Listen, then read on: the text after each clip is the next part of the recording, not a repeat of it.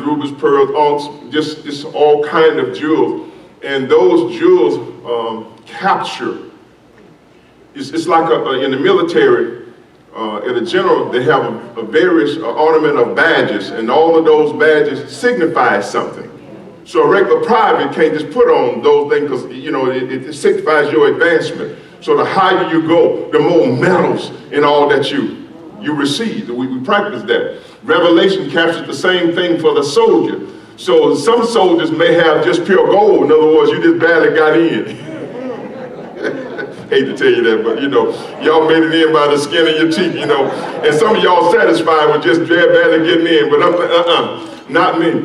So David, on his crown, this is what one of the commentators said, because he was such an apple of God, he was such a four-star general in the eyes of God, that his crown was decked out with all kind of precious jewels and diamonds and all, and that the weight of his crown was so heavy from all of the jewelry that he couldn't wear it directly on his head. He had to cock it to the side. Hallelujah. That's me. I'm my diamond cocked to the side. I'm going into heaven with a cock. You can cock your head. But my diamond is so heavy that it's going to press upon my crown. I got to cock it to the side. That was me. God Almighty here. Let me get back to I got to go all the way back to put me all the way back to where I was, where I picked the thing. I hit right here. That's all of these people excited, But I want to be decked out. Click the screen and go to there you go. Thank God for these women. Rhonda had to go back there and help. I don't know what we'll do with these, wasn't for these women, I tell you, Lord have mercy. I didn't want to say that today in this wonderful message, but I got to say it. Lord have mercy, take these women to help. Thank you, Sister Rhonda. I don't know what we'll do without y'all. I'll be bragging on these men. I'll just be bragging. We got a man back there. He's the woman still had to go in there and help. Lord help him. Oh, Jesus, please, Lord have mercy. That's all right. That's all right. We still ahead. We still in charge. Tell him what say, Sister Shirley. Amen. I know I can't make it without him, but I'm still ahead. I'll be blindfolded and in the wheelchair. I'm like, hey, do what I say, woman. I'm still in charge here. Say that. No. I noticed, listen, the women didn't say nothing and the men didn't say nothing either. They got some sense. They being smart in here. I'm like for y'all to say amen. Y'all ain't saying a word. They left me out here. Lord have mercy. Come on, Virginia, we ain't scared. That's what we're talking about. That's right. All right there. This is actually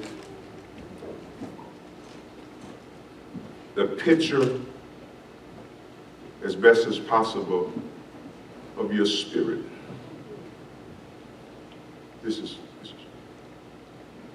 You are not what you've been through, what you're going through. When the blood is applied, listen to me, I'm closing.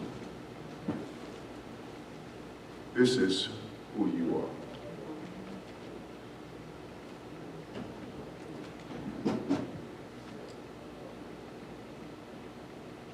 I won't go there. Let's go.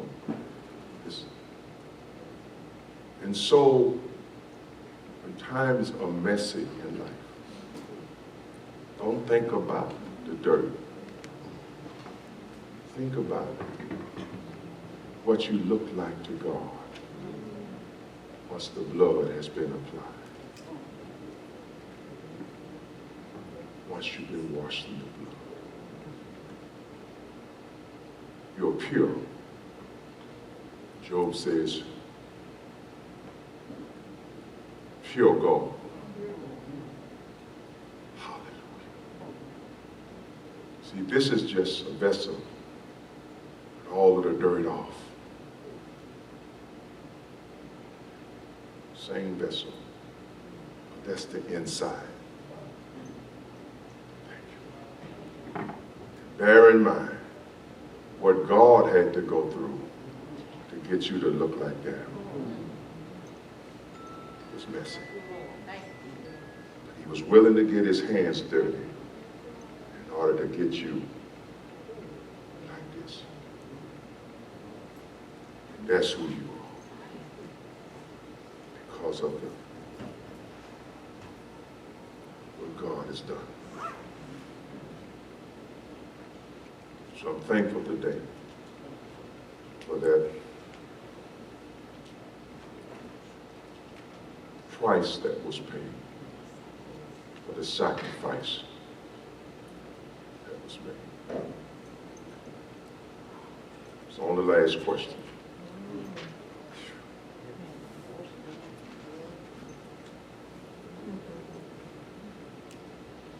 Because if you don't have me here, you still look like the dirt.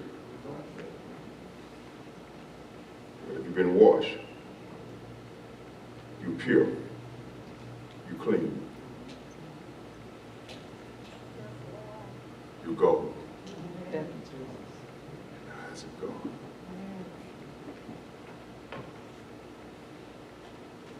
Let me close with this right here. We've been in a teaching to elevate Black pride, Black consciousness, Black empowerment. That's no secret. That's just where we are. And we're bringing you in on it. We're pushing a lot deeper.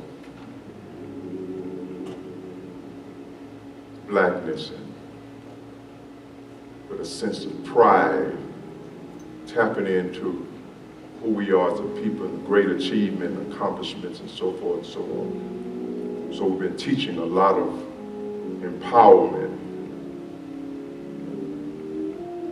a lot of self-examination, but self-actualization, seeing yourself in a certain way, positive light.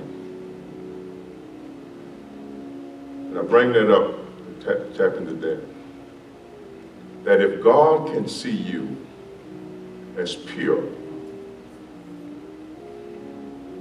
in spite of all of the imperfections of the flesh, he can still see you as pure and dear.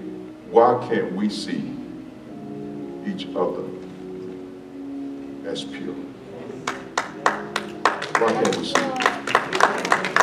I'm going to close with this right here because there's a reason why I want to say this.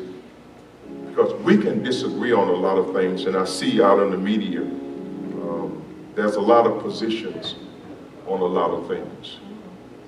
But what bothers me now is that our constant assault on each other. Yes.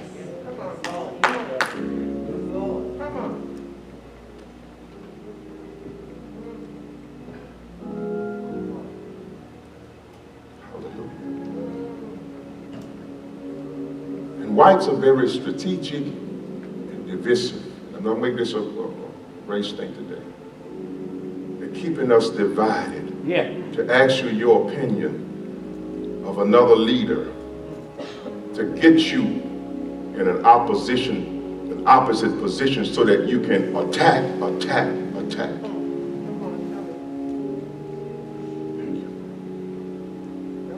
And I'm saying I could vehemently disagree with you. But publicly, my disagreement ain't nobody else's business. Publicly, I'm not going to assault you, attack you, and destroy you. Now, why is that brought up today? Why am I bringing this up at the end? Because there are a lot of things about your life that God may disagree with, but he'll never attack you in the presence of your enemy. He'll never destroy you in the presence of enemy. He'll deal with you behind closed doors. That's between you and him. But he's not going to never publicly humiliate you before the devil or the enemy. So take a cue from God. God said, yeah, I'm going to deal with you on some things, but that's between you and I behind closed doors. But publicly, I'm going to be your God. Publicly, I'm going to defend you. Publicly, I'm going to protect you. Publicly, I'm going to keep you.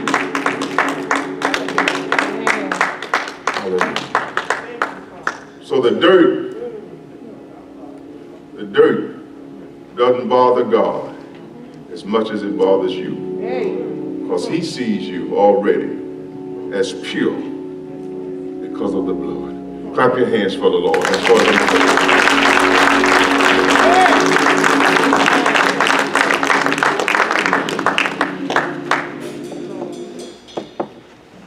Just before the